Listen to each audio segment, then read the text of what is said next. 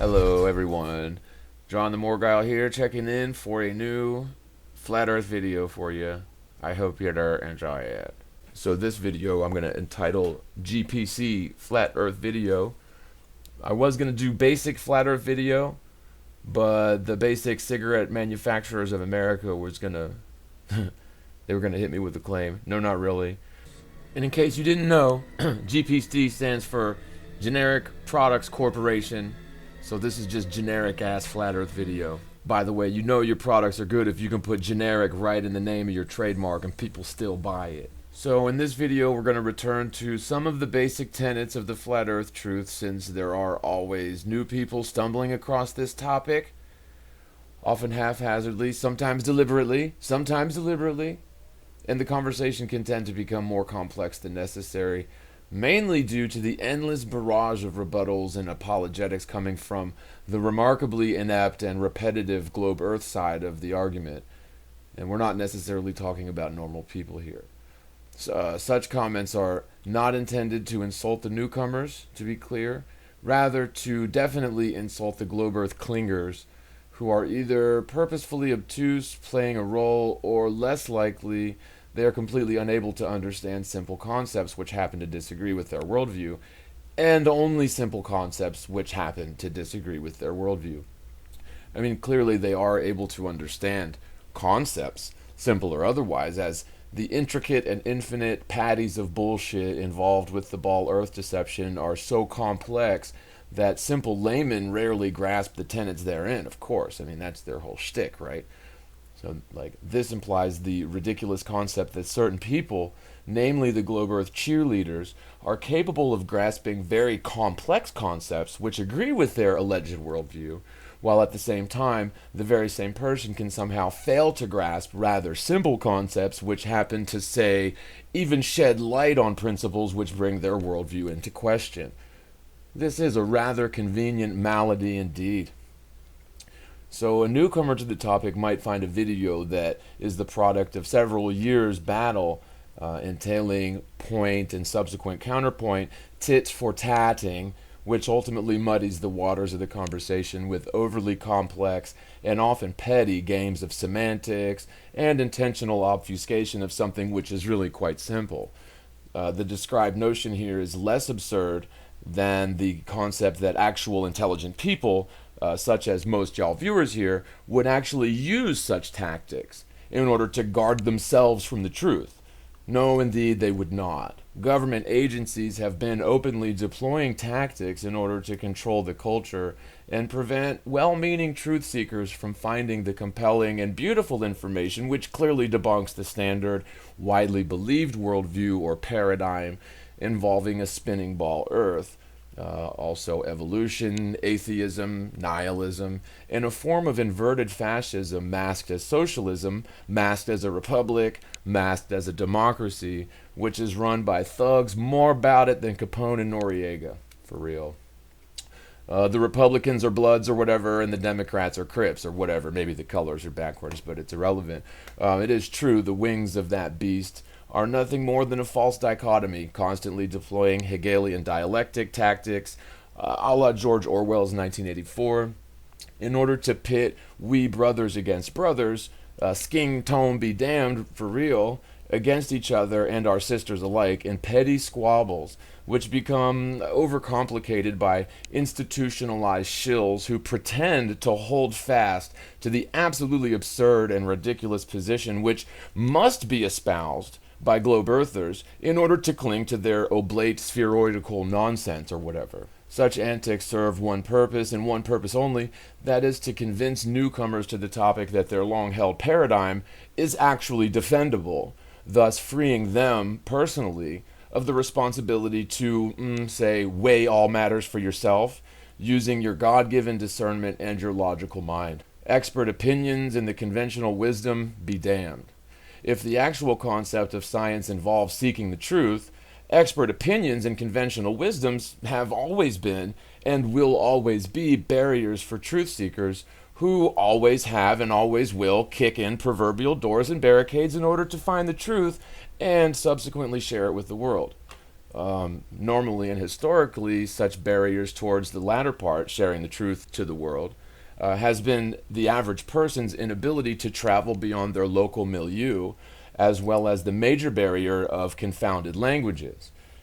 Now that we live in the future, in a world with easy access to astonishingly fast travel and the ability to hurdle language barriers like cheetahs hurdle rabbit turds, the spiritually wicked and logistically inept demonic forces have started whole cloth censoring people who make too much sense online and impede our travel, by the way. At any rate, the conversation involving flat Earth often becomes overly complicated when the basic principles involved with the topic are not that intricate, truth be told. And here's how simple it really is. If the Earth was in fact a spinning ball in outer space, as claimed by the incumbent establishment scientism, there would be very specific physical qualities observable, measurable, and documentable by any scientist willing to delve into the topic skeptically. And when I say a scientist, I'm not necessarily talking about a person with degrees in some scientific major or another. I'm referring to specifically any person with a brain within their cavernous cranium who encapsulates the spirit of science and follows the scientific method. Simple. There's your qualifications for a scientist. So a person who's interested in finding the truth, societal taboos and conventional wisdom notwithstanding their spirit of discernment, which is only concerned with objective, demonstrable, and falsifiable truth, and that would be a person imbued with the spirit of science, as mentioned before. Now, the second thing there, the scientific method, is much more tangible, for it is spelled out in many a science books and can be summarized fairly easily. Check any hypothesis using practical and repeatable experiments in order to isolate and insulate the meat of said hypothesis from as many variables as possible. So it's often said that science cannot necessarily prove positives, but only disprove negatives. And this is true in many senses, simply because all potential variables are not necessarily considered or even known to the practitioner, so could not possibly be considered, and future developments and facts might ultimately prove or disprove some previously accepted hypothesis simply due to cultural ignorance of said variable at the time. So at the end of the day, if a person with a brain inside is honest with themselves and true to the process involved with science, which is the scientific method, they are by all definitions then thusly a scientist. What science is not a rigid set of beliefs which must not be questioned or really even considered beyond the standard adherence to said beliefs as if it was dogma in a religion. And it is. In scientism. Science is not something reserved for over-haughty, overpaid theorists who use what's called mathemagic to prove hypotheticals which have no bearing to reality and no correlation whatsoever to actuality. Science does not involve thought experiments, as much the Einsteinian regurgiparrots would like to believe. Science is practical, pragmatic, simple, repeatable, tangible. You can touch it, taste it sometimes even. More importantly, it's falsifiable, as thought experiments are simply not falsifiable, as things in practical reality are. Science is applicable to physical reality indeed. The term theoretical physics is in fact an oxymoron, a contradiction in terms, and quite obviously so. The term theoretical implies to a relation to the realm of thought, beyond our physical ability to test in many cases. Can't touch it or physically examine thoughts, while physics relates to the physical, objective, demonstrable, observable world. So theoretical physics in terms of pure logical examination is a nothing burger, since you cannot physically examine items exclusively housed in the realm of theory, such as black holes or hermaphrodite nebulas, whilst the realm of physics demands intricate, intimate, and practical examination of a given object, which can be seen, touched, measured, and considered very easily by any old person from a toddler to a coal miner and even to a rocket scientist. At any rate, the truth about the shape and nature of the world are very easily and simply shown to be objective, measurable, and physically available to any and all for practical experimentation and even group discussion. There is no shame in science. So it's an interesting side note that capital S science has long tried to shame those who question their dogmas, capital S Science's dogmas, their doctrines, and question really their holy books. Well, I don't know, for example, The Origin of the Species by Charles Darwin. Can't even question that, right? Can't even consider it, unless you would just agree with everything in it. So this so-called science book about the theoretical and nonsensical genre of fiction known as evolution, anyone who questions or dares, we say, debunks the pseudoscience found in that religious tome is automatically ostracized, labeled, and banished from the reindeer games, incestuous fellatio, and recess monkey bars known as peer-reviewed scientism. Simply put, if the world was in fact a spinning ball, two major physical and geometric properties would be detectable, observable, measurable, documentable, and repeatable for any old person to see for themselves. Okay, so this is definitely in the realm of physics, physical world, not thought, not theory, not even nothing theoretical about it. We're talking about these two things: geological curvature and geological motion along multiple curvilinear paths whilst rotating on a slow wobbling axis. But two things: geological curvature and geological motion. So if the Earth was in fact a ball, it would present us, we little observers, with the telltale signs of sphericity, that would be curvature, and if it was in fact spinning, it would similarly present us with the signature of rotational and curvilinear motion, which are centrifugal forces, angular acceleration, and acceleration in terms of velocity. So we're talking about physical stuff here, simple physical stuff, child's play, geometry, and basic physics. So in a nutshell, a spinning ball Earth would display both curvature and symptoms of motion. These two fields of science are really mathematics, which involve these two major ingredients of a spinning ball Earth are, again, geometry and physics. Geometry is the study of and science of shapes and objects, whilst physics involves the study and science of objects in motion. Geometry demands the spheres in the world all display curvature, while physics demands that spinning objects, spheres or not, traveling along curved paths display centrifugal forces due to the laws of inertia. If you physically measured the world for geological curvature, the first part of this spinning ball Earth stew, if you measure it for curvature, that curvature does not exist. If you physically measure the world for centrifugal forces or the symptoms of motion in reality, that neither does exist. Period. Neither one. So let me read that last two sentences again. If you physically measure the world for geological curvature, it simply doesn't exist. And if you physically measure the world for centrifugal forces, that simply doesn't exist. When it comes to curvature, most of the sleepwalking, globe-believing normies don't know or even care how to measure for the expected curvature of the Earth, nor do they know what the expected curvature should be were they to measure for it. That hypothetical spherical Earth, they don't know what these dimensions are, nor do they care to learn either of the above, nor would they measure the Earth for such necessary curvature, because their long-held belief system involving a spinning ball Earth is apparently not deserving of questions, and beyond the realm of rational inspection, of course.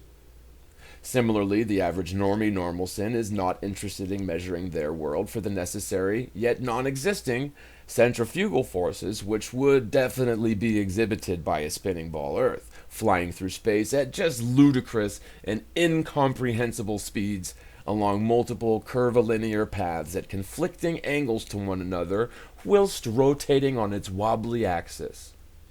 The reason this absurd deception is so deeply routed into the psychological makeup of our brothers and sisters in the world is due to the fact that we were forced into adopting such views during our formative years, before we were capable of rationally or conversationally defending ourselves from the conventional wisdom of the so-called brightest minds throughout human history. During the federally prescribed mind control known as the standard educational curriculum, we're taught very early on that the Earth is a spinning ball, of course, but we're also taught how stupid people were in history who actually believed the Earth was a plane as opposed to a planet. I personally remember an entire week of school dedicated to making fun of flat earthers in the past, who allegedly espoused all sorts of quite absurd yarns, such as the idea that if they sailed too far, they'd fall off the edge of the earth, right on into space, of course, fall right off the edge of the coin earth into space. The idiotic flat earthers believed, according to the lie factories of K through 12, that the earth was the only flat pancake in the observable universe. A flat pancake among 7 or 8 other planets in our own solar system alone, depending on your estimation of Pluto, pre or post Pluto's being degassified, in spite of the so-called fact that the other 7 or 8 planets are obviously spheres. So what silly flat earthers. How silly were these old flat earthers, right? Furthermore, and finally, in summary, the idiotic flat earthers believed that there was an intelligent creator, a god, if you will, who created everything from the water to the sand, along with the full spectrum of living, highly evolved creatures, running the gambit from worms to eagles and everything in between. Beyond such lies about the quote-unquote beliefs of flat earthers found in the educational curriculum, entities like the Flat Earth Society spout further ridiculous mischaracterizations of the flat earth truth in order to ostracize and ridicule flat earthers some more, such as the notion that quote-unquote gravity, or rather the acceleration due to gravity, is a result of the pancake Earth accelerating upwards through space at a rate of 9.8 meters per second per second.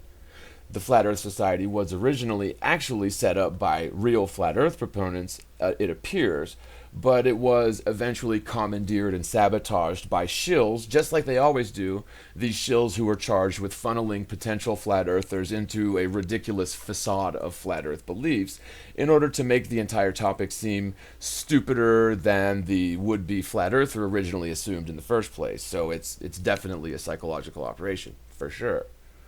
Of course, the notion that pancake Earth is accelerating upwards at 9.8 meters per second, or 9.8 meters per second squared, or whatever, this is a concept which is not, or has never been, and never will be espoused by flat earthers. In fact, the entire concept of quote-unquote space being this three-dimensional environment extending in all directions away from the sphere infinitely is completely and actually incompatible with the obvious basic tenets of our admittedly lacking flat earth model, for lack of better words. Now, of course, the flat earth model is not lacking by accident or for a lack of trying, but instead our ability, gumption, and wherewithal to flesh out the model has been intentionally obstructed by secular entities and institutions with real teeth and real incentive to obscure our connection to this particular truth, in my opinion. One of the aforementioned educational aspects of this deception is the concept of circumnavigation. Of course, they claim, due to our ability to circumnavigate the world in an east to west or west to east fashion, they claim that this proves a ball Earth, since only giant balls with magnetic tops are circumnavigable. Let's ignore the fact in reality that one cannot produce a magnet which is shaped like a ball that has its negative pole at, say, the top, while the positive pole is housed at the bottom. Let's ignore also the fact that a disk magnet, just like the one found in any radio speaker, is magnetized just like the projection of the flat Earth map is laid out, where the central negative pole is at the center of the magnet, just like the flat Earth sort of azimuthal equidistant layout is mapped out. The fact is, quite simply, circumnavigation is not exclusive to a ball Earth with a magnetic layout, not demonstrable or repeatable in scaled-down models, where a little observer somehow stuck to the side of that hypothetical spinning ball's compass always points to the north or to the top of the ball, allowing for circumnavigation. Now, on the other hand, assuming a flat Earth with an indeed demonstrable and scalable magnetic system laid out supporting said observer's compass, we find that circumnavigation is in fact possible upon a planar surface with a magnetic center in the central north area, just like the azimuthal equidistant flat Earth projection. And I think there's a distinction to be made between a projection and a model. So the AE projection is not a model. It is a projection of the landmasses which cannot be observed at once, especially by little tiny observers such as ourselves. The point mentioned before about circumnavigating a magnet that exists in reality and one that doesn't The one that exists in reality being a flat earth laid out magnet like a disk magnet, and the other one being a ball magnet that cannot be demonstrated in reality. So that really ought to tell you something. But the circumnavigation thing is a very important point, because our educational indoctrination entails the bold claim that circumnavigation is exclusive to a spherical earth and thus proof positive of the world's rotundity. Now that you, the viewer, realize that this is a false claim, and indeed circumnavigation is perfectly feasible upon a flat earth with a magnetic center like the disk magnet described a minute ago, what does that say about the educational curriculum? And that question is rhetorical. You don't have to answer that out loud, or you can scream it at the computer screen if you want to. But taking their position a step further, any toddler, even the toddlers who don't know how to talk yet, understand and agree that one cannot stand upon the side of any object, let alone an object that is spinning. Okay? As I've done in the past, I'll invoke the gravitron analogy, which is to say that centrifugal force is an outward thrust. So if an acrobat was somehow able to stand upon the outside edge of a sphere perpendicular to the vertical axis, he or she would certainly have problems continuing this bold feat were said sphere to begin spinning around on that axis. Okay, the outward centrifugal force, which would necessarily be experienced by an observer somehow clinging to the outer edge of a sphere, rotating at over 1,000 miles an hour, faster than sound at the equator, would necessitate some type of fastening device just to remain fixed to this hypothetical, nonsensical, spinning ball. So, in analogy, if you were riding on the gravitron at the fair and then grew enough balls to climb up the machine's outer edge, hop the top over the bars, and then finally hang on by your fucking fingernails, if you messed up for 1 second, you would fly off into the popcorn vendor's COVID barrier at about 35 miles an hour or so. I don't really know how fast it goes, but I think it's about probably 35 or 40 or something. Thing goes pretty quick. So according to so-called science, what fastening device do we have upon the spinning ball Earth to keep us fastened to the far faster spinning world at 1,000 miles an hour? Well, that fastening device is gravity, of course. We have the theory of gravity, allegedly the weakest of all the natural forces, being electromagnetic, gravitic, strong atomic, and weak atomic. They say that gravitic force is the weakest, but really, by the way, the only natural force is a full spectrum of electromagnetic force, for lack of a better term. I mean, so the electromagnetic is part of that spectrum, but it's the same thing. It's just a full spectrum that goes all the way around, man. Just like full spectrums always do. Divides by 9 too, probably. So anyway, the only natural force is this full spectrum of electromagnetic. Maybe we could say it's a full spectrum of vibrational, right? Which scientism has tried to separate this one single spectrum into hypothetical non-existent forces just listed. But really, that's another video altogether. That's a whole nother video. Suffice to say, the mind control curriculum also purports that distant ships traveling past the horizon begin to sink visually, according to an observer, say on the beach, about 6 feet tall, due to the Earth curvature. The spherical Earth, and only the spherical Earth, can support this observable fact too. Therefore, the Earth is obviously a globe. Period. End of sentence. End of book. End of chapter. Game, set, mash. 40 love. Globe Earth wins. No.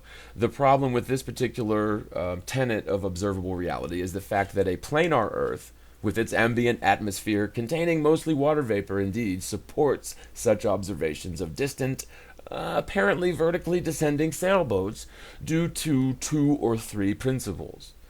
The first principle is the subjective law of perspective. And this is the big one. The lens through which all sentient beings, and scientists too, must optically view physical reality through. Objects within our view adhere to these subjective laws of perspective every single time, all the time, and even applies to sailboats in the distance. Until I found this photo from Grandmere State Park. This is from Joshua Nowicki, and what you're seeing here is a mirage. We typically would not be able to see this from the Lake Michigan shore. We talked about this last night. Conditions are right on the lake that we're actually seeing a mirage. of the Chicago skyline. Very interesting here. Here's what's happening. This is a good example of a superior mirage. So Joshua was on the Lake Michigan shore. He was looking towards the west, and Chicago's beyond the horizon. Should not be able to see it. However, with the right conditions, we have an inversion. We have cold air near the cold lake water and some relatively warmer air above it. This will bend the image of that skyline back towards the viewer. And so typically we would not be able to see this. This image would be viewable from much, much higher in the sky, up in space. But instead, we're able to see it on the Lake Michigan shore. Very fascinating, and that's the same reason we're actually seeing this ring on the radar tonight as well. Because of the inversion, we call it atmospheric ducting, it's bending the radar rays back towards the ground. So even on a clear night, we have some interesting weather.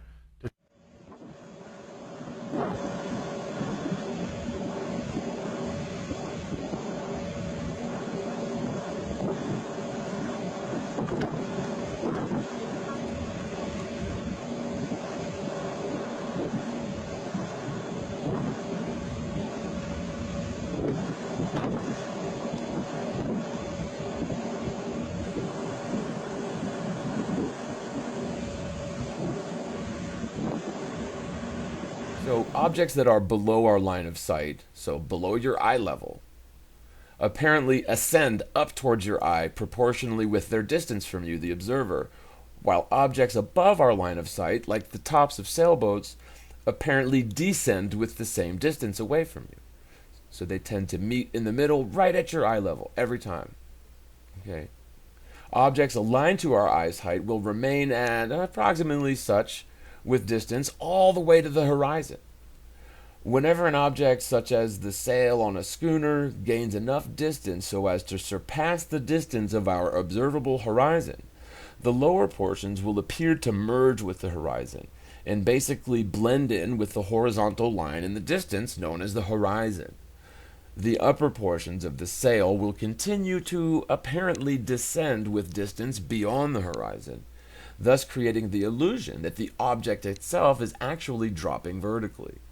This really is merely an optical phenomenon, and the sailboat is not actually descending down a curve with distance. This is easily proven by observing a sailboat gain enough distance to quote-unquote drop below the horizon line with the naked eye. Once the boat has apparently completely disappeared, if you bust out your trusty binoculars, also known as blind collars according to the Nintendo game Bayou Billy, the sailboat will magnetically reappear. Magically reappear. Not magnetically, I read that wrong. I wrote it too, but I wrote it right, but I read it wrong. I'll probably edit that out, but I'll forget. Of course, no binoculars have ever been attributed to seeing around curves. Never. They merely increased our natural ability to gather light into our eyeball, thus proving the optical illusion with this exercise, because you can see the sailboat again when you bust out your binoculars for sure, every time. Really, it works better with a big-ass barge, but those have to go further to apparently disappear. But anyway, furthermore, if the schooner continues to depart away from the now binocular-clad observer, and then again disappears from your now enhanced vanishing point, and then you bust out your trusty high-powered telescope, once again the allegedly vertically descended, so-called invisible sailboat behind the curve will again reappear, once again proving that the boat has not gone around a curve, because telescopes, eyeballs, and binoculars, and any combination of the three, cannot see around curves. Now, you do have this other contributing factor affecting the sailboat's apparent descent along the curve, which is refraction of light. Now, it was long assumed historically that light always only ever travels in straight lines.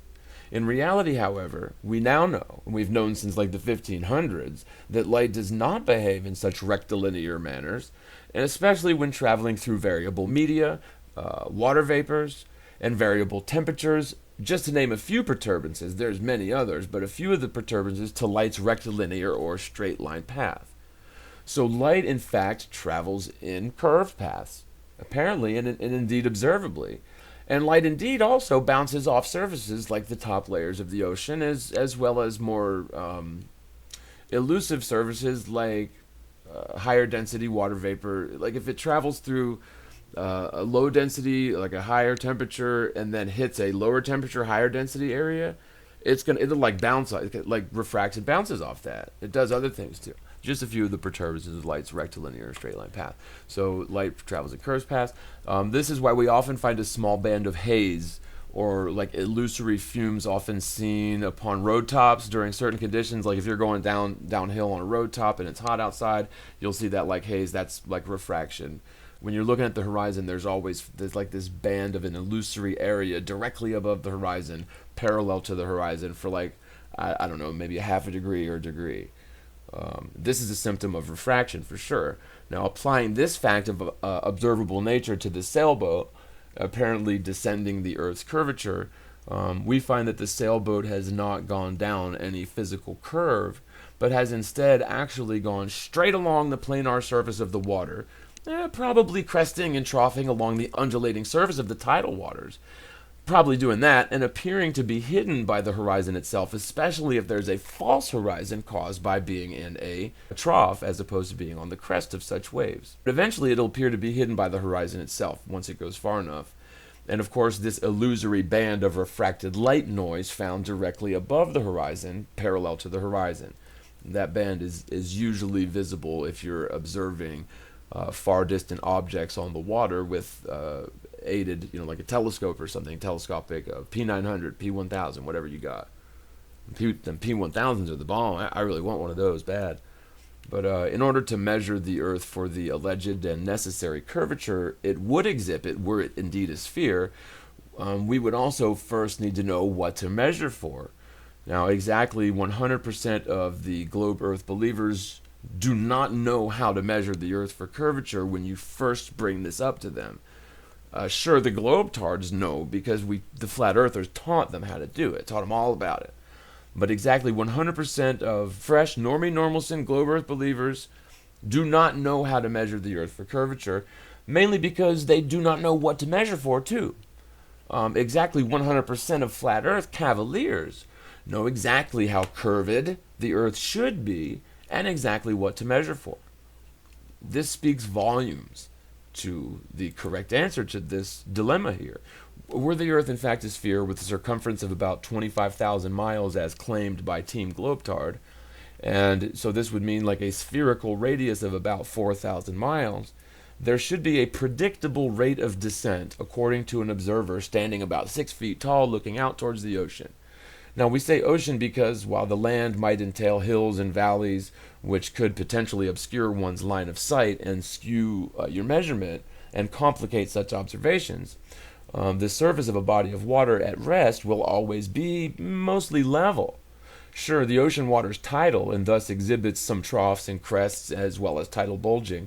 It is, by and large, level, regardless of the terrain found beneath the water's surface, of course. Like, you don't have mountains on the surface of the water, even though there might be mountains underneath the surface of the water, of course. Everybody knows this. So at any rate, the spherical Earth with aforementioned dimensions should descend at a rate of 8 inches per mile squared, observably through the lens of perspective at that rate beyond the horizon. It should be 8 inches per mile squared. Okay, or you can do just the mile squared times 0.666666. It comes out the same. All flat earthers know exactly how spherical the Earth should be, and also know that such curvature simply doesn't exist. Exactly 0 Normie Normalson sphere Earth believers know even approximately how spherical the Earth should be, nor do they care about measuring for it.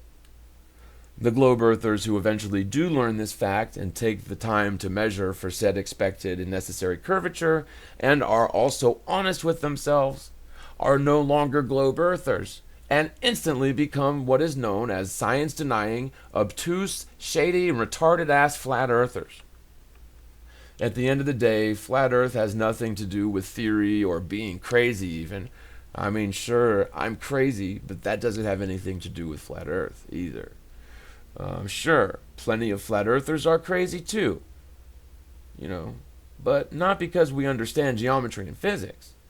We are crazy because during our attempts to point out the obvious, self-evident truths about the shape and nature of the world, the people whom we're trying to unlock from the prison of the great deception murder us with words and sometimes knives and guns too.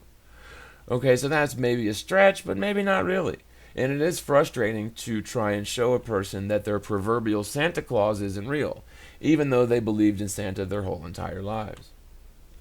Speaking of Santa, just measuring for curvature is one thing, but what about measuring for the acceleration? And I've got volumes on that. Don't even have to do that video. But there's no motion either. At the end of the day, a flat Earth is very easy to prove. However, it's practically impossible to convince a normal, well-educated person of this simple truth. So my personal mission is not to convince you, the viewer, of anything. My mission is to implore you to measure the Earth for curvature, as well as for rotational motion and orbital motion too. Those two are easy because it's zero. The answer is zero. There is no motion. So that one, that's one and done right there. It just that doesn't exist. The motivation for this deception of the globe Earth is irrelevant to the brass tacks of the truth, really. But like all lies, there is indeed a motive to this one too. The adversary's prime tick stems from their attempt to sever our connection to the creator of all things, visible and invisible, Elohim Allah, the magnificent creator of the heavens, the earth, and mysteries beyond our ability to fathom. The creator of all things is available for our communion at all times.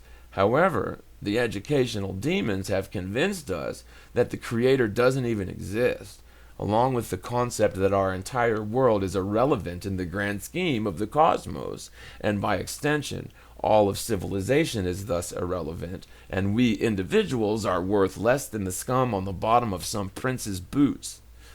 In truth, the world is very special, in fact unique, grand, and the most important middle ground standing between the realms of spirit and the ultra-dense realms of matter below the waters of the deep. Life is a miracle and a mystery, and beyond that, human life, complete with intelligence, self-awareness, and the ability to build, as well as the ability to commune with the Creator, is indescribably amazing.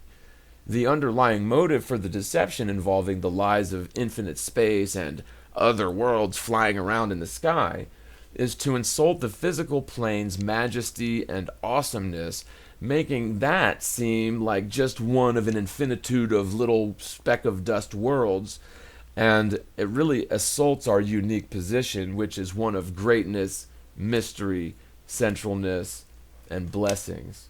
I urge every viewer to read Zetetic Astronomy as a good starting point for their quest for truth on Flat Earth.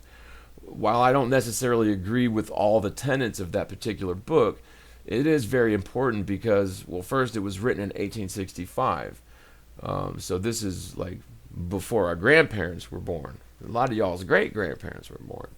And without Zetetic, we would not have a flat earth movement today, I would say. In my opinion, that's to be sure. It mainly shows that people have been questioning the ball earth theory for a few generations at least, and it really does an excellent job debunking most of the tenets held by the globe earth dogma that still persist to this day, with remarkable logic and simple experiment, practical experiment. Okay, if you don't like to read, I've actually got the entire thing with pictures and diagrams available as an audiobook. It's a playlist, and I'll try to remember to put a card for the playlist right here, but just go to my YouTube channel, and then instead of clicking on videos, click on playlists, and then I've got like tons of those. You'll have to like look for it, but I'll try to put a card right here and a link in the description for that playlist. There are tons of other proofs showing the obvious truth that the globe earth is folly and the flat earth is self-evident. I mean, it's the truth. So tons of good information on the channel. And with that, I think that wraps this one up. I'm not sure how long this has been, but I hope you enjoyed it. One love, you guys. By the way, this channel is still viewer supported, so if you would like to help us survive this drought, we're still sort of stuck in the hotel trap. We've got the room paid for a couple of nights ahead right now, so that's always good, but Tuesday morning comes quick. So it's paypal.me/themorguile, venmo.com/themorguile. cash.app $ the Morgile. That's TheMorgile. TheMorgile. The Morgile. Alright, I'll put the links in the description. Appreciate you watching. Hope you enjoyed it. One love, and I'll see y'all in the next one. Bye.